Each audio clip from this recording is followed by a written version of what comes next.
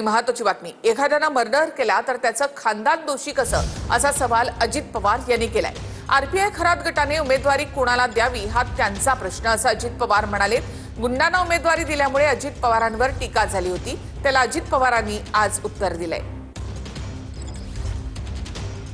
उद्या मी काहीतरी गुन्हा केला, माझ्या पत्नीचा काय दोष आहे, माझ्या मुलांचा माझ्या मुलींचा किंवा सुनांचा काय दोष आहे, असं नाहीये। तुम्ही जर कुणीतरी एखादा मर्डर केला म्हणजे अख्खं खानदान त्याला जबाबदार आहे असं समजण्याचं कारण नाही। काही विकृती असते, काही चुकीच्या गोष्टी असतात। तर मुख्यमंत्री गृहमंत्री आमच्याकडे हलक्यात घेऊ नका, चंद्रकांत पाटलांचा अजित पवारांना त्यांच्याच स्टाईलनं इशारा।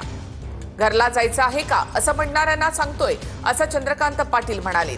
तर पाटलांच्या सूचनेची गांभीर्यानं नोंद घेतलेली आहे, असं अजित पवार म्हणाले। आता असं म्हणेन,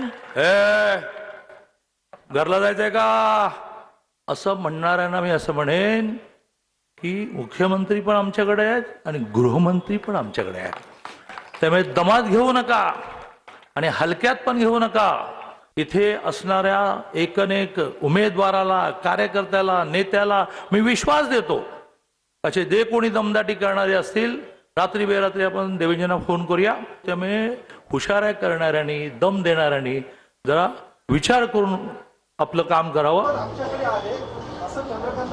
मी कुठं नाही म्हणलं, केंद्रात पण देशाचे पंतप्रधान नरेंद्र मोदींच्या नेतृत्वाखाली सरकार चांगलं चाललेलंच आहे। ठीक आहे, मी त्यांनी केलेल्या सूचनेची अतिशय गांभीर्याने नोंद घेतलेली आहे।